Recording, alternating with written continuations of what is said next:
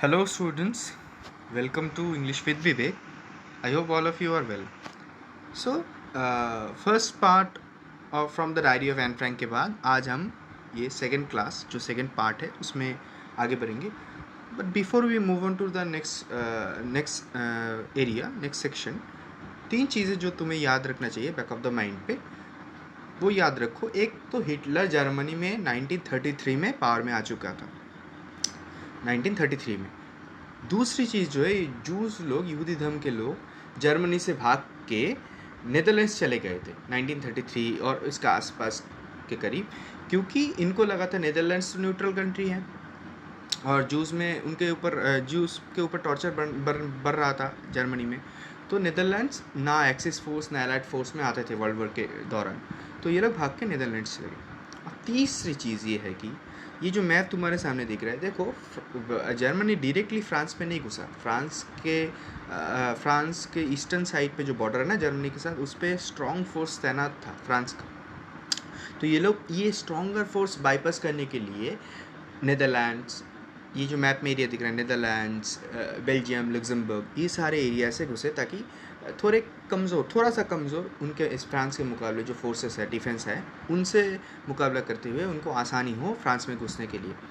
तो इन्होंने ये सारे रूट्स जो रेड एरो से मार्क किया गया हुआ, रेड एरो दे के वहाँ से धीरे धीरे करके एक कंट्री को हरा करके फ्रांस के अंदर घुसे. हेलो बच्चों, welcome to our next class which is from the diary of Anne Frank. Last class we have studied till the naming of our diary. Anne ने उसके डायरी को अपने नाम, कुछ एक नाम दिया, एक दोस्त का नाम जो उसको दोस्त करके मानेगी, और डायरी का नाम था किटी. किटी बुला करके वो किटी कह करके डायरी को बुलाएगी. और उसके आगे हम जानेंगे. चलो पढ़ते हैं. Since no one would understand a word of my stories to Kitty, if I were to plan writing, I would better provide a brief sketch of my life, much as I dislike doing so. अगर एकदम बिना कुछ कह के direct मैं jump कर जाऊँ, कूद जाऊँ अपने लाइफ के बारे में, तो शायद लोग समझ ना पाए. तो पहले लाइफ के बारे में ब्रीफ छोटा सा डिस्क्रिप्शन दे दूँ, उसके बाद मैं डायरी लिखूँगा. माय फादर द मोस्ट, अब थोड़ा फैमिली वाला डिस्क्रिप्शन आएगा, उसका कुछ डिस्क्रिप्शन आएगा कहानी. My father the most adorable father I have ever seen didn't marry my mother until he was 36 and she was 25. तो उसके पापा ऑटो फ्रैंक जब तक ना 36 के हो गए थे, और उसके मम्मी एडिथ हॉलैंडर फ्रैंक जब तक ना 25 के हुए थे, इन दोनों का शादी नहीं हुई थी. तो 36 जब उम्र था ऑटो फ्रैंक का, तब इन्होंने शादी किया था. एंड की मदर एडिथ से जिनका उम्र उस वक्त 25 था. My sister Margot was born in Frankfurt in Germany in 1926. I was born on 12 June 1929. तो इन दोनों का दो बेटी, एक मार्गॉट, एक एन की दीदी थी मार्गॉट. मार्गॉट 1926 में जन्म हुआ और एन का जन्म हुआ 12 जून 1929. दो बहन. I lived in Frankfurt until I was 4. जब 4 साल तक ये एन फ्रैंकफर्ट में थी, फ्रैंकफर्ट जर्मनी के शहर. My father emigrated to Holland in 1933. Emigrate मतलब एक देश से निकल के चले जाना, दूसरे देश चले जाना. My mother Edith Hollander Frank went with him to Holland in September. तो सितंबर में Anne's parents moved to Holland in September 1933. 1933 में इन दोनों ने जर्मनी छोड़ के हॉलैंड चले गए. और मार्गॉट और एन को छोड़ के गए कहाँ पे? उनकी दादी के पास. While Margot and I were sent to Aachen to stay with our grandmother. तो जर्मनी के एक छोटा सा शहर है आकेन, उसमें मार्गोट और एन को भेज दिया अपने नानी के दादी के साथ रहने के लिए. उनके दादी के साथ वो ये दोनों आकेन पे रहा. कितने दिन तक? मार्गोट वेंट टू हॉलैंड इन दिसंबर. तो दिसंबर तक, सितंबर में ये दोनों चले गए पेरेंट्स, तो दिसंबर तक मार्गोट दादी के पास था. और दिसंबर के बाद and I followed in February. तो और फरवरी में एंड भी चला गया का हॉलैंड में, आकेन से Holland. In February when I was plunked down on the table as a birthday present from Margot. कभी-कभी होता है ना, वो वीडियो में हम देखते हैं पेरेंट्स जो बड़ी बहन या फिर बड़ा बेटा के लिए छोटे भाई या छोटी बहन को प्रेजेंट करती है एज ए बर्थडे प्रेजेंट। तो जब एक दिन माँ बाप का बर्थडे था, as a birthday present Anne को प्रेजेंट करा गया किसके पास? दिसंबर में चली गई, फरवरी में एक दिन बर्थडे के दिन क्या हुआ, एन को लेके आया इनके पेरेंट्स का हॉलैंड पे और इनके सामने रखा गया माँ बाप के सामने एज ए सेलिब्रेट करने के लिए एज ए प्रेजेंट गिफ्ट जैसा कुछ। I started right away at the Montessori nursery school. I stayed there until I was 6. At which time I started in the first one. तो Montessori school में एकदम right away एकदम तुरंत मैंने भर्ती ले ली और जब तक मैं 6 साल की थी, I stayed there until I was 6. At which time I started in the first one. First class तक जब मेरा उम्र 6 साल था, फर्स्ट क्लास तक मैं ये Montessori nursery school भी था। In the sixth form, my teacher was Mrs. Cooperus, the headmistress. At the end of the year, we were both in tears as we said a heartbreak farewell. और Montessori nursery school है, जो play school होता है ना, जहाँ पे एक playful environment में बच्चे खेलते भी है, उसके साथ साथ एक्टिविटी के साथ, जहाँ पे एक्टिविटी के साथ पढ़ाई भी चलती है बच्चों के लिए।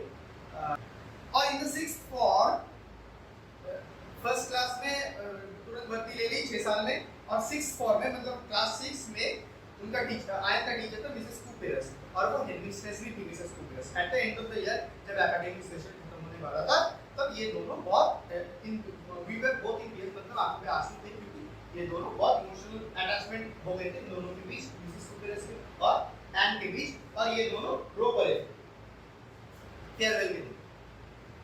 In the summer of 1941, Grandma fell ill and had to have an operation. So my birthday passed with little celebration. अब 1941 के समय में क्या हुआ, ग्रैंडमा एन और मार्गरेट की जो ग्रैंडमा थी वो बीमार पड़ गई और उनका एक ऑपरेशन जरूरी था। और ऑपरेशन का टाइम था, तो एन का birthday without any celebration cake में काटा, गिफ्ट लाना, सबको इनवाइट करना, ये सब बिना ऐसा की निकल गया। ग्रैंडमा डाइड इन जनवरी 1942। उनका डेथ हो गया था जनवरी 1942 में, समर ऑफ 1949 पे गई थी, कुछ एक साल के बाद उनका निधन हो गया। No one knows how often I think of her and I still love her. कोई किसी को पता नहीं मैं कितना उनको याद करता हूँ, मतलब एन कहना चाहिए, वो बहुत मिस करता है अपनी दादी को, आई स्टिल लव हर, और प्यार करती है अपनी बेटा को। This birthday celebration in 1942 was intended to make up for the other and grandma's candle wedding along with the rest. और 1942 का जब बर्थडे आया, 41 पे ये पास करने गई, और जब 1942 का बर्थडे आया तब ग्रैंडमा के लिए भी कैंडल रखा गया था। The four of us are still doing well, and that brings me to the present date of 20 June 1942 and the solemn dedication of my dad। और सब चीज फोर ऑफ अस मतलब एंड इनके दो पेरेंट्स और एक बहन, सब सही चल रहा था इन सब के बीच। और ये प्रेजेंट डेट में अब बात करेगी 20 जून 1942, 20 जून से 1942 में सॉलिड डेडिकेशन, सॉलिड मतलब सिंसियर, फुल्ली डेडिकेट कर देगा एंड क्या अपने डायरी राइटिंग के लिए अपने आप, और इसके आगे डायरी लिखना चालू, इसके आगे इवेंट चालू होगा 20 जून 1942 से लिखना चालू। Dearest Kitty, our entire class is packing in its boots. The reason, of course, is the forthcoming meeting in which the teachers decide we will move up to the next form and who will be kept back. So, अब diary शुरू हुई है। Result करें packing in its boots, मतलब सभी भी सब nervous है और उनके पैर कांप रहे हैं, तो शेकिंग देखो, पैकिंग मतलब shaking with fear and nervousness, डर भी है और नर्वसनेस भी है। किस दिन? रिजल्ट वाले दिन, day of the result. Okay, result वाले दिन सब ऐसा होता है, नर्वस रहते हैं सब और पैर कांप रहे थे, क्योंकि उस दिन टीचर आके बोलने वाला था कि कौन आगे क्लास में जाएगा, प्रमोट होगा, कौन इसी क्लास में रहने वाला है, मतलब पास नहीं कर पाया है। झुक के रहना पड़ेगा मेरे आगे, क्योंकि मैं अपने में खुद हीरो हूं, तो झुक के रहना पड़ेगा। Half the class is making bets. Gian and I laugh ourselves silly at the two boys behind us, Cian and Jax, who have staked their entire holiday savings on their bet. आधी class तो बेट कर रही है, मतलब बाजी रखना। ये बोल रहा है कि तू पास करेगा, कोई और बोल रहा है नहीं मैं नहीं करूंगा, तू करेगा ही बेटा, ठीक है ऐसा। और वो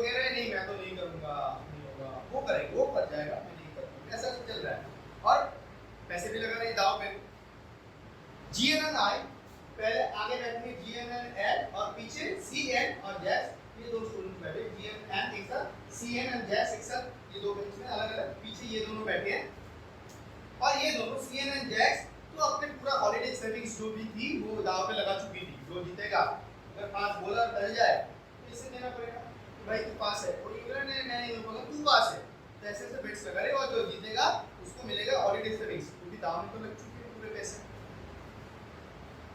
From morning to night, it's you are going to pass. No, I'm not. Yes, you are. No, I'm not.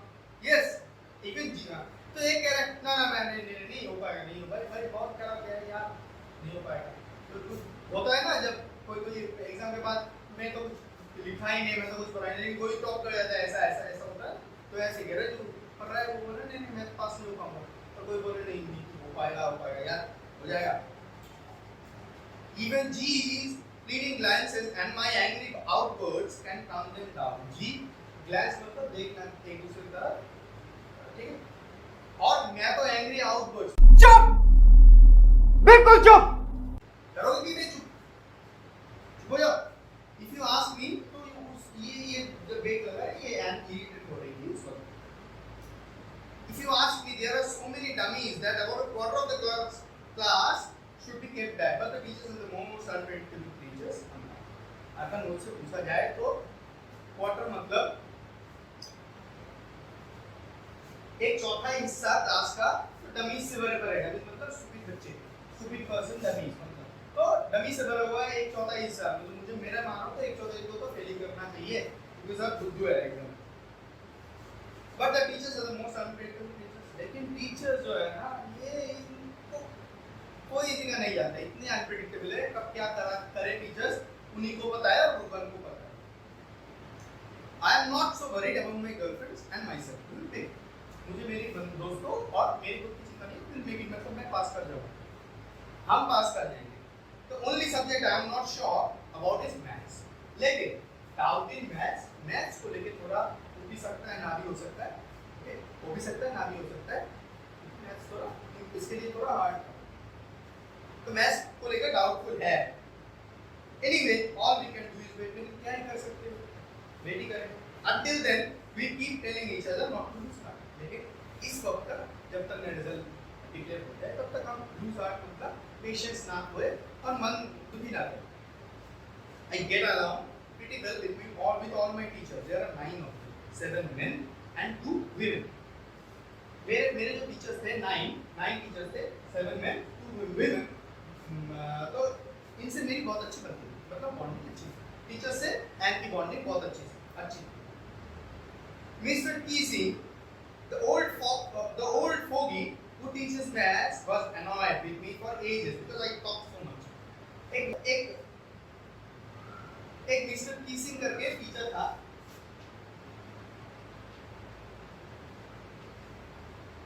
ये जो टीचर है ये एंड को पसंद नहीं करती थी अपने एंड को लेके इरिटेट थी क्योंकि एंड बहुत बातें करता था क्लास में। ओल्ड फोगी मतलब ओल्ड फैशन ये टीचर मिस्टर टीचिंग थोड़ा ओल्ड फैशन था ठीक है। After several warnings he assigned me extra homework and essay on the subject a chat box. What can you write about that? I would worry about that later. I decided I would worry about that later. I jotted down the writing in my notebook, tucked it in my bag and tried to be quiet. और बहुत warning दिया उन्होंने पहले teacher ने लेकिन उसके बाद punishment के तौर पे एक ऐसे लिखने को कहा इसे का नाम था चैटर बॉक्स। लेकिन मैं सोचा चैटर बॉक्स मतलब जो ऐसी कोई बच्चा या पर्सन जो ज़्यादा बात करता है बहुत बातें करे जा रहा है बातें उसको चैटर बॉक्स कहते हैं। तो इसके ऊपर ऐसे लिखना लेकिन लिखूँ तो क्या लिखूँ तो मैं डिसाइड किया बाद में लिखूँगा अभी तो रखता हूँ और टाइटल लिख करके मैंने नोटबुक बैग के अंदर डाल दी और चुपचाप बैठने की कोशिश की। That evening, after I had finished the rest of my homework, the note about the essay caught my eye. I began thinking about the subject while chewing the tip of my fountain pen. उसी दिन शाम को जब मेरा homework खत्म हो गया बाकी सारी चीज़ तो ये टाइटल मेरे नोटबुक में लिखा हुआ था उसके नोटबुक पे तो एंड देख लिया है ये तो लिखना भी बाकी है। अब फाउंटेन पेन का वो ऊपर वाला हिस्सा चबाते वो सोचने लगी सब्जेक्ट के बारे में मान सकते हैं chatter box. Anyone could ramble on and leave big spaces between the words, but the trick was to come up with convincing arguments to prove the necessity of talking. Ramble मतलब कुछ भी लिखना, बेकार की बातें, लॉन्ग सेंटेंस है, लेकिन बातें उसको कुछ लिखी बातें घुमा के रखी। कभी-कभार ऐसा आता है ज्योग्राफी हिस्ट्री में 15 नंबर की 20 नंबर के क्वेश्चन होते हैं, लेकिन याद तो है भाई 2 नंबर के चीज, अब 2-3 नंबर का कंटेंट याद है, अब 20 नंबर लिखने जाओ उससे कि एक ही लाइन 2-3 लाइन बार-बार एक ही लाइन को रिपीट करना पड़ता है, ऐसा होता है ना। और जैसे कि तैसे पेज भर लो कुछ भी लिख के, तो बाकी जो होते हैं ऐसे ही करते हैं, लेकिन असली चैलेंज तो ये है ना, कुछ कन्विंसिंग लाया जाए, टीचर को टक्कर दिया जाए थॉट से। तो एक्चुअली ऐसे लिखने का क्या फायदा, लेकिन कन्विंसिंग कुछ लिखेंगे, इनोवेटिव कुछ, क्रिएटिव कुछ, जिसमें कन्विंस करा जा सके। इसके बारे में टॉकिंग कैसी जरूरी है, टॉकिंग क्यों जरूरी है, इस बारे में जरूरत क्या है talking. I thought and suddenly I मैं बहुत सोचा, उसके बाद कहीं ना दिमाग में आया। I wrote the 3 pages Mr. Keesing had assigned me and was satisfied. मैंने 3 पेज जो असाइनमेंट उन्होंने दिया था मैंने लिखा, मैं खुद खुश, क्योंकि मैंने जो चाहा वो लिख पाया, मेरी जो बात मैं बयां कर पाया। I argued that talking is a student's trait and that I would do my best to keep it under control, but I would never be able to cure myself of the habit since my mother talked as much as I did, if not more. And that there's not much you can do about inherited traits. Traits मतलब that talking is a student's trait. तो एक students का एक quality का अंदर होता है, trait मतलब क्वालिटीज। तो एक क्वालिटी होता है क्या, बातें करना। स्टूडेंट बच्चे बातें करते हैं, क्लास में हो, घर में हो, खेलने के टाइम हो, एंड लेकिन मैं अपना 100% दूंगा इसको कंट्रोल करने के लिए, लेकिन ये हैबिट मेरा जा नहीं सकता, क्योंकि मेरा और मेरी माँ की, मेरे माँ से ये हैबिट मुझे मिला है। मेरी माँ भी बहुत बातें करता है, तो कम तो कंट्रोल तो हो जाए, लेकिन बंद नहीं हो सकता, एकदम प्योर नहीं हो सकता, क्योंकि इनहेरिटेड ट्रेट्स, इनहेरिटेड मतलब जो चीज़ अपने पूर्वजों से, माँ बाबा या दादा दादी जो भी पूर्वजों से मिलता है, वो इनहेरिटेड है। ठीक है, इनहेरिटेड जो भी चीज़ है ये पूरा बदलना बहुत मुश्किल है, कुछ चीज़ें तो नामुमकिन ही है। तो ऐसे इनहेरिटेड है, ये मेरा जो ट्रेट है, जो मेरे कैरेक्टरिस्टिक्स है, ये इनहेरिटेड पूरा बदल नहीं सकता, थोड़ा तो बदलने की कोशिश करें, थोड़ा तो बदल। Mr. Keesing had a good laugh at my arguments, but when I proceeded to talk my way through the next lesson, he assigned me a second lesson. तो Keesing सर ने तो बहुत हंसा पहले, बहुत हंसा, लेकिन उन्होंने when I proceeded to talk my way through the next lesson, कुछ lesson के बारे में बात कर रहा था अगले वाला, उन्होंने तो एक दूसरा ऐसे मुझे दे दिया, मतलब पहला ऐसे था एक चैप्टर बॉक्स, अब दूसरा ऐसे भी दे दिया, जिसका नाम था an incorrigible chapter box. This time it was supposed to be on an incorrigible chapter box. incorrigible मतलब जो भी चीज है, कुछ भी चीज जो करेक्शन के से परे है, जिसको करेक्शन या रेक्टिफाई किया नहीं जा सकता, तो incorrigible मतलब बियॉन्ड करेक्शन और रेक्टिफिकेशन, जिसको रेक्टिफाई और करेक्शन करा नहीं जा सकता। तो an incorrigible चैप्टर बॉक्स, तो ऐसा चैप्टर बॉक्स, ऐसा बात करने वाले जिसको बदला नहीं जा सकता, जिसको करेक्शन नहीं करा जा सकता, ये second lesson. I handed it in and Mr. Keesing had nothing to complain about for 2 whole lessons. मैंने इसको भी लिख के डाला और जमा करा, और 2 लेसन तक उन्होंने कुछ कंप्लेन नहीं किया, आगे थे। However, during the third lesson, तीसरा चैप्टर, तीसरा पैराग्राफ आया, तीसरा लेसन चल रहा था, उस वक्त he had finally had enough, और ये तो बातें कर रहा है, तो वो तंग आ चुके और एक तीसरा और काम दे दिया। And Frank, as punishment for talking in class, write an essay entitled "Quack Quack Quack," say Mistress Chapters. तो quack quack मतलब ऐसा क्या कर रहे जा रहे हैं ना, तो इसलिए ये तीसरा ऐसे दिया है। quack quack मतलब डक वाला साउंड, डक जो घास होती है ना, उस ऐसे वाला साउंड। The class roared मतलब हंस पड़ी क्लास पूरा, सब। I had to laugh, मुझे भी हंसी आई। Though I had nearly exhausted my ingenuity on the topic of chapter boxes, मेरा जो इन्वेंटिवनेस था, जो इनोवेटिवनेस था, इंजेन्युइटी मतलब ओरिजिनलिटी एंड इन्वेंटिवनेस, तो नयापन था, ओरिजिनल जो भी लिखने का, ये 2 इसमें चला गया था।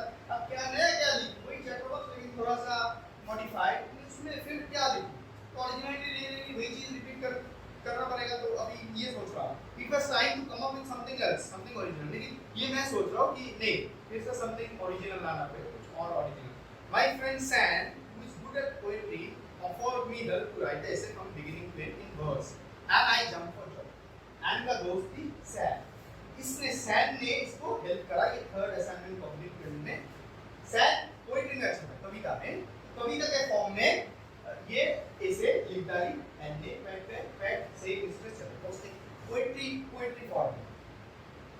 Mr. Keesing was trying to play a joke on me with this ridiculous subject, but I would make sure that the joke wasn't. Sir तो चाह रहे थे मुझ पर हंसे सब, और सर भी चाह रहे थे ये जोक ही था, लेकिन मैं ये जोक उनको ट्रांसफर करती हूँ उनकी तरफ, मतलब चलेगी, मतलब एंड में चैलेंज है, स्टोरी ओरिजिनल लिखना है,